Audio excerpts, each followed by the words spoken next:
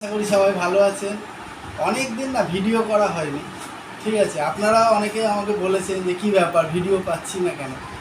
ঘটনাটা যেটা হয়েছিল, আমার কন্যা প্রচণ্ডভাবে একটা অসুস্থ হয়ে পড়েছিল। ওর ফার্স্টে একটু জ্বর আসে, তারপরে সেটা দেখা যায় যে সেটা টাইফয়েড। তারপরে আরও কয়েকদিন ওয়েট করার পরে লাস্ট অবধি হসপিটালে ট্রান্সফার করতে হলো। মণিপাল হসপিটালে কন্যা ভর্তি হলে এবং সেখানে ট্রিটমেন্ট হলো। এখন ব্যাপারটা কি, মানে আরও যেন বেশিভাবে আমি এক্সপিরিয়েন্স করতে পারলাম যে মেডিক্লেমটা কীরমভাবে আমার কাজে লাগবে। যেখানে আমি ভেবেছিলাম যে 5,000 টাকায় ভালো একটা রুম পেয়ে যাব, কেবিন পেয়ে যাব, সেখানে দাঁড়িয়ে 5,000 টাকা থেকে বেড ভাড়া শুরুই হচ্ছে মণিপাল হসপিটাল, মানে যেটা ঢাকুরিয়া আমরি, যেটা ওইটা। তো যাই হোক, আমার তো ভালো টাকারই মেডিক্লেম করা ছিল, 15 লাখ টাকার মেডিক্লেম করা ছিল, সেদিক থেকে কোনো ভয় নেই। কিন্তু ট্রিটমেন্ট কস্টটা যে কী সাংঘাতিক, সেটা একটুখানি কয়েকদিনের মধ্যেই বোঝা গেল। এবং আমার বন্ধু একজন আছে, সে হসপিটাল ম্যানেজমেন্টে কোর্স করে ওখানে চাকরি করে আর কি।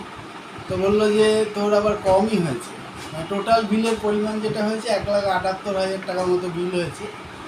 তো পুরোটাই ক্যাশলেস হয়েছে। এবং আমাদের যে নিউ ইন্ডিয়া অ্যাসিওরেন্স কোম্পানি, আমার যে মেডিক্লেম আছে নিউ ইন্ডিয়া অ্যাসিওরেন্স কোম্পানিতে, সেখান থেকে দাঁড়িয়ে ক্যাশলেসটা হলো।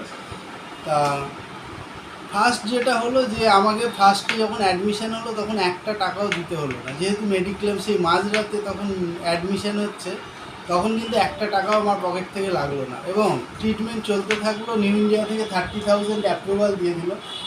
এবং প্রত্যেক দিন রাতে একটা বিল পাঠাতো যে আপনার বিলটা এত হয়েছে, 90,000, তারপরে সেটা হলো 1.5 লাখ। এরমভাবে লাফিয়ে লাফিয়ে যখন বিলটা বাড়ছে, এবং প্রত্যেক দিনই বলতো যে 25,000 টাকার একটা টেস্টিং আজকে করাতে হবে, কোনো দিন বলতো 20,000 টাকার টেস্টিং করাতে হবে।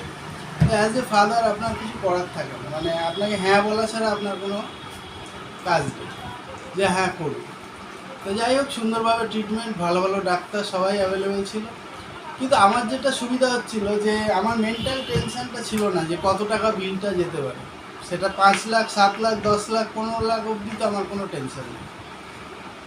তো যাই হোক, নিউ ইন্ডিয়া খুব ভালোভাবে ক্লেম সেটেলমেন্ট করেছে, মেয়ে এখন ভালো আছে। তো সবাইকে একটা কথাই বলবো যে মেডিক্লেমের যে গুরুত্বটা অবশ্যই জানা দরকার, এবং টাইমে করানো। জাস্ট রোগ হয়ে গেল তারপরে ফোন করা যে সবই একটা মেডিক্লেম করাবো, এটা না করে একদম টাইমে মেডিক্লেম নিই। থ্যাংক ইউ, ভালো থাকবেন।